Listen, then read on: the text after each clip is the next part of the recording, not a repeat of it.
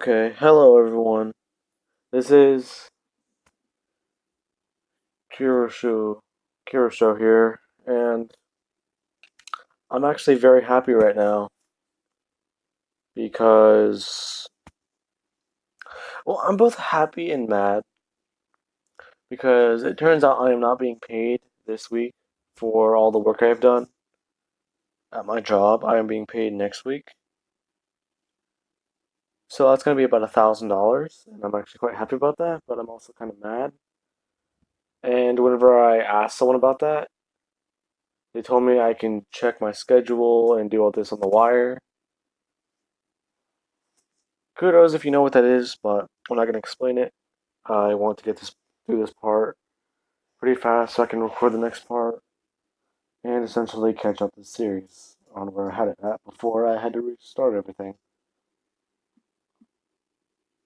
I also am only going to be working 4 hours tomorrow, so I will be able to post more of these videos, or another 2 or 3 parts tomorrow. Essentially, I might be able to post 2 before work and 1 or 2 after work, depending on how I feel. So yeah. Anyway, I actually watched the last part so that I can understand where we're at, because I needed to know what I needed to do and where I needed to have a good starting point at.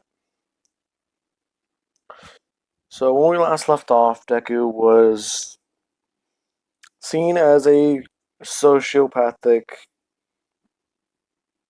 gambler. That sounds better. Because he found a way to win and laugh at failure, like I explained. And Endeavor and Deku's mom would be in the stands. Endeavor would go over and yell at Miss Midoriya, like, "How is your son this powerful? What happened to him? What did you do to him? What type of training? What type of juice?" Props if you get that. And like all this. And Rosa would actually be mad at Endeavor and try and smack him. But she would do this and she'd actually kind of burn her hand a bit. So Deku would actually see this and jump into the stands. And he would power up to this mode and tell Endeavor that, "Leave her out of this. Your problem is with him because he beat your son.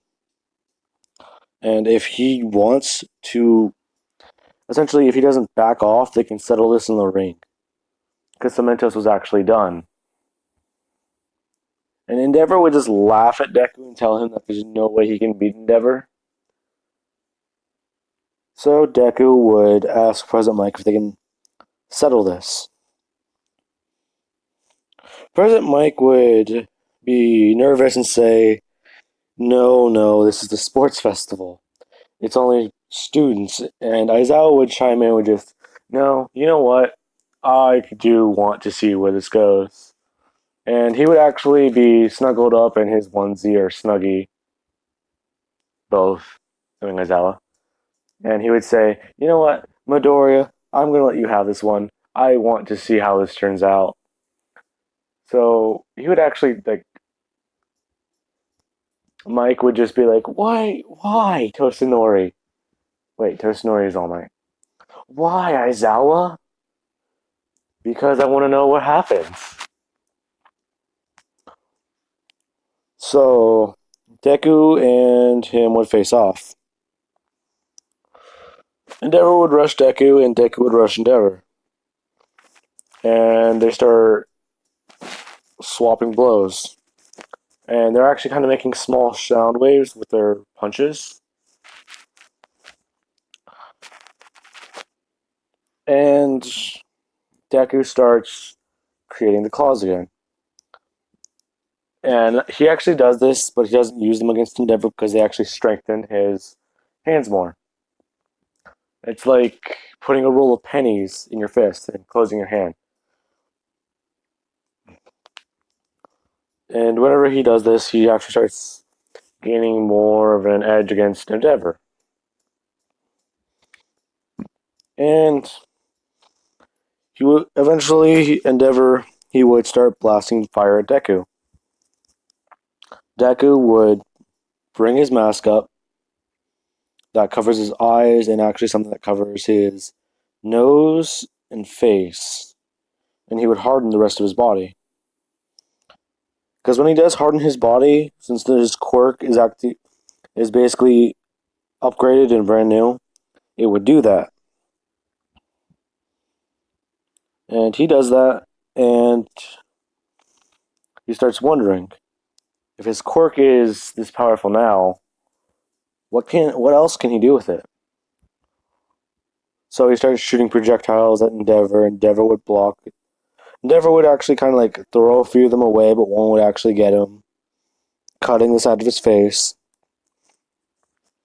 And then Deku would rush him, punch him in the gut, and knee him in.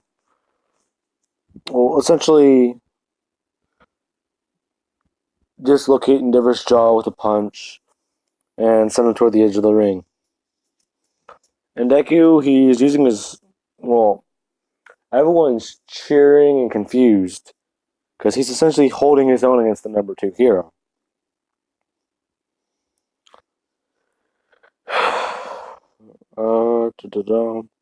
Endeavor starts blasting fire at Deku as hard and as fast as he can. Deku would create a perimeter shield like what he did during the USJ and start blocking the fire. So he would start making it, and it's starting to not be very effective because it's starting to crack under all the heat. And after this, Deku starts powering himself up again, going a bit further and further and further. All this starts to get a bit jagged and spikier, and he would rush to Endeavor's fire and knock him out of the ring. And everyone would be surprised and actually congratulate Deku on winning. Next, after that, would be Shinso versus Mina. Mina would be out, and Mina would be out. Shinso would advance on. It would be. Oh god, who did they go against?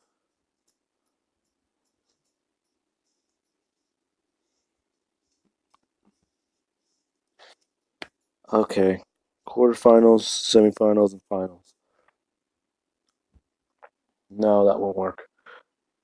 Whatever happened.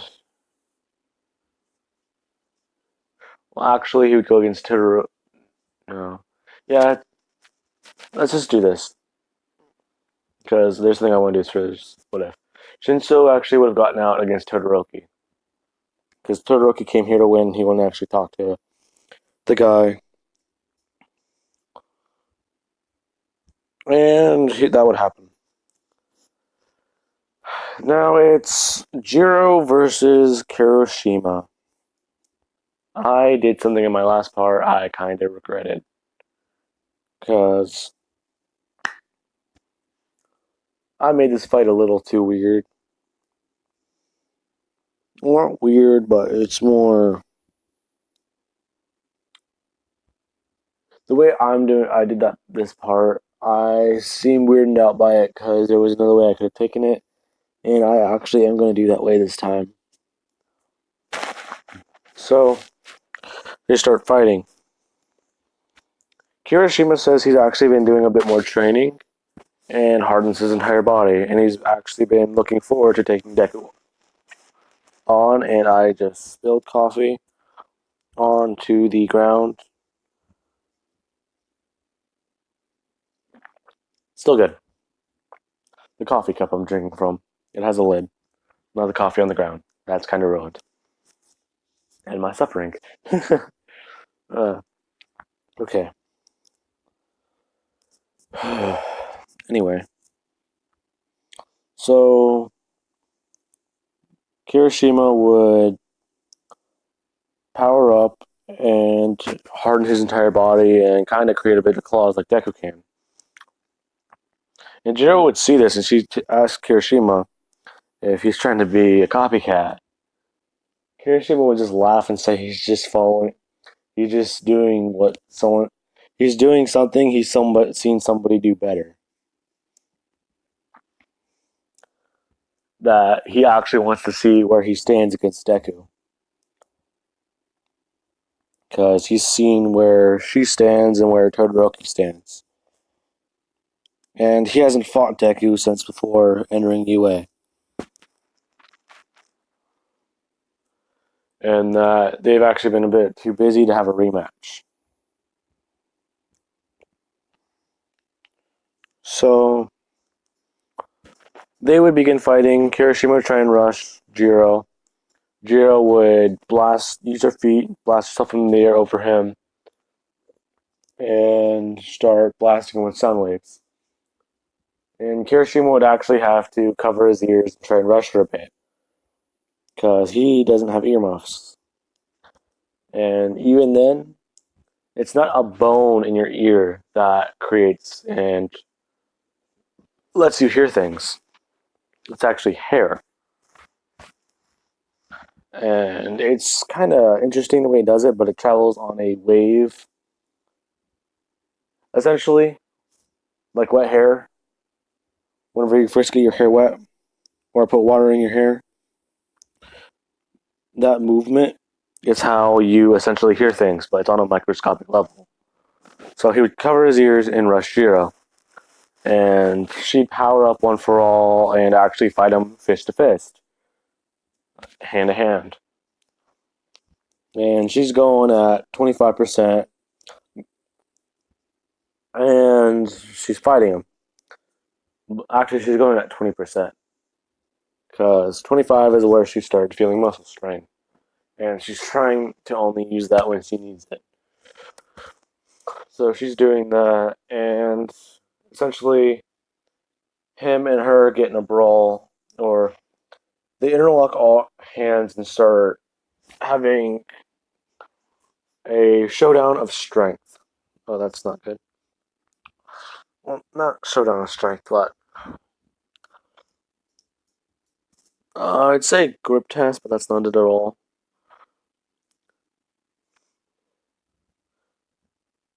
Essentially, they're playing Mercy and seeing who's stronger.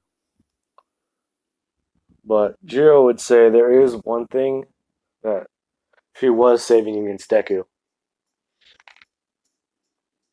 And Kirishima would ask, what was it? And she'd actually pull him towards her and scream as loud as she can, sending Kirishima flying out of the ring.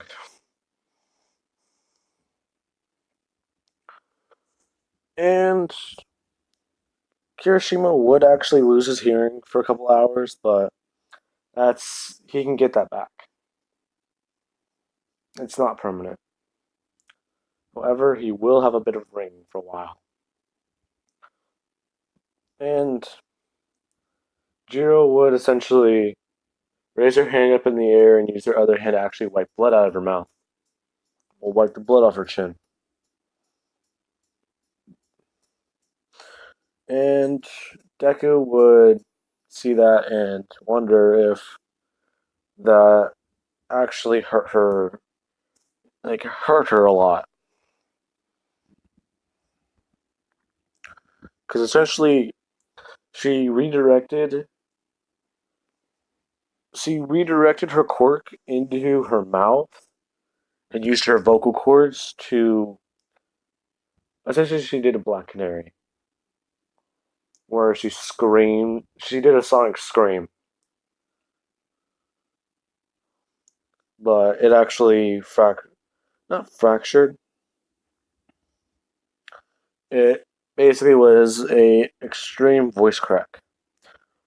So she would go to see Recovery Girl and kind of explain what happened, but her voice is broken.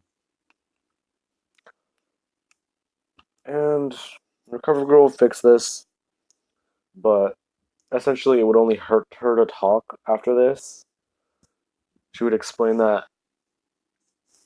she found a new way to use her quirk, and in doing so, it actually hurt her throat a lot. Essentially, she just has a sore throat, and Recovery Girl would fix it. And then her matchup for Deku would happen. They walk into the ring, and they look at each other.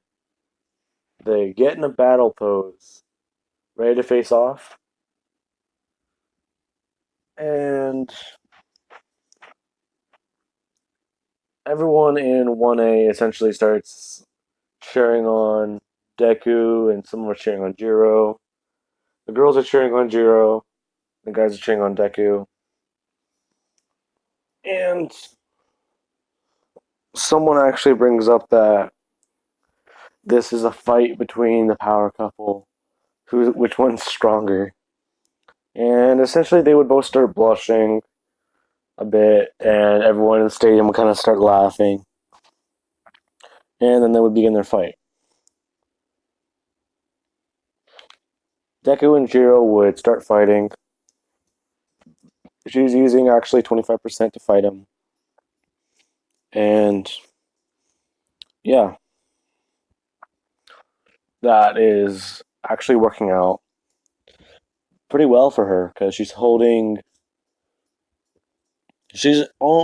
somewhere near equal footing with Deku. I don't want to say equal footing because that is not how I would actually put his quirk, because he essentially barely just stabilized it to where he could use it regularly, if not all the time. And after that, Jiro would start going to 27, 28%, and 29%. And she's fighting him.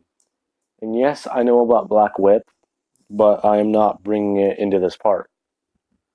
I don't want to try and overcomplicate things by giving another character a third quirk who already has a quirk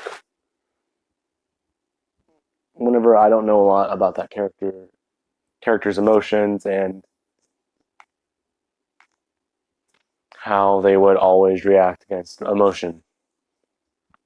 So in this what if she'll get Black Whip later down the line, but not whenever she hits 30%. Because let's just say, I would say that she has to reach higher, but that wouldn't make sense. But okay, back to this. So she would be going at 30%. Deku is basically her and her going blow for blow, fist to fist, fighting. Deku is holding back and wants to see where she actually stands because him and her tried doing combat training, but she was reluctant to do it because of how powerful One for All is and how she broke her arm last time. Deku would understand that because he has that problem where whenever he was fighting, he had his arm fused together. The bones in his hands and arm fused together. So they would be fighting, they'd be doing all that.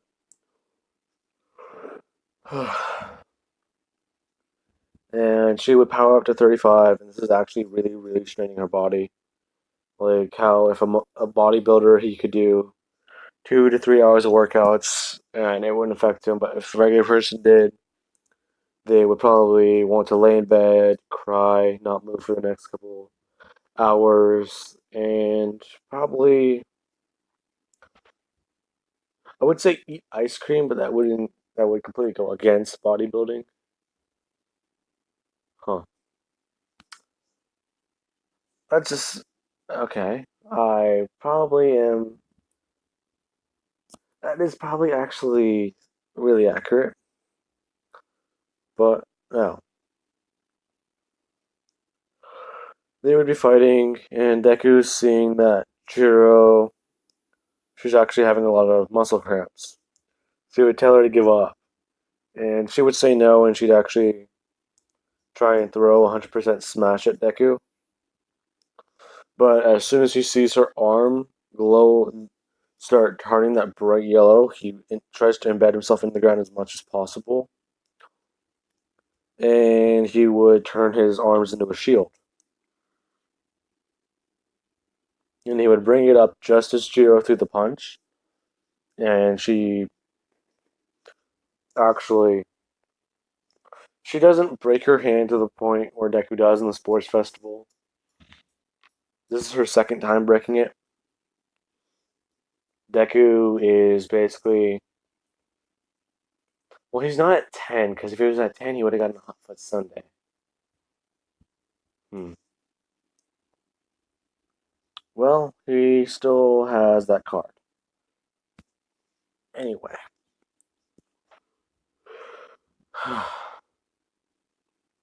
So she would do this, and she'd actually throw another punch, breaking both of her arms, and trying to beat Deku. Deku would have barely moved and be nearby the edge of the ring. But after the first punch, he started bringing his left hand down and creating claws into the ring. Because he actually would have been on his knee whenever he took the first punch.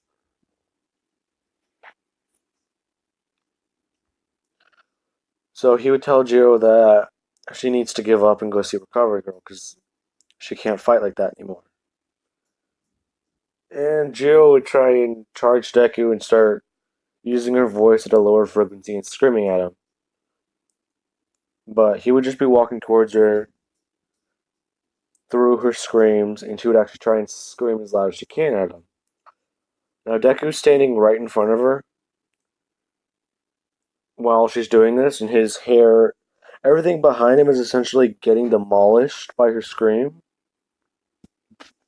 like the ring. But as soon as Deku gets within arm's reach of her, he just chops her on the back of her neck, knocking her out. Everyone would be surprised because everything behind Deku is seemingly fine, while everything around is turned to dust. And after this, Deku would pick her up and carry her bridal style to Recovery Girl, and everyone's kind of like everyone in 1A is making comments about how, oh hey, we figured out who's stronger.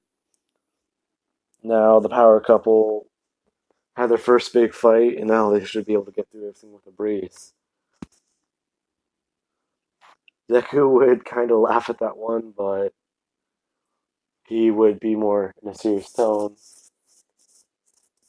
because he couldn't use 100% without being completely serious. Now he can actually use it in a point where he doesn't have to worry about it constantly. And he would essentially, as soon as he picked her up, he'd power down. And after he does power down, he essentially spits up some blood, seeming as parts of him would still have to be human in order for him to use his quirk properly and move and breathe and stuff like that. So he would actually spit out a mouthful of blood. And people would see this and realize that he's not invincible. And as soon as Deku would do that, he'd fall on one of his knees before he picked up Jiro. And he was right in front of her, and that's when he did pick her up and take her with him.